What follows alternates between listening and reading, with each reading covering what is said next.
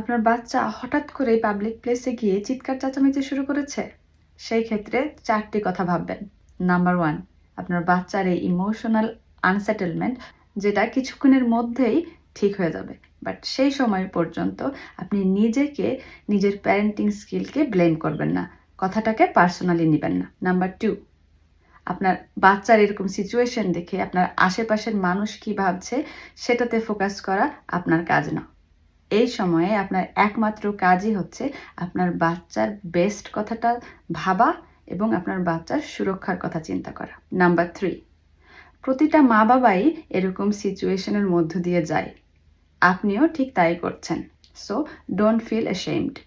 Number 4, আপনার বাচ্চার নিজের ইমোশন কন্ট্রোল করার ক্ষমতা শক্তি কম, বাট আপনার সেই ক্ষমতা শক্তি বা ইনার পাওয়ার আছে এবং আপনি নিজের ইমোশন কন্ট্রোল রেখে পুরো সিচুয়েশনটাকে খুব কামলি হ্যান্ডেল করতে পারবেন। ভালো থাকুন।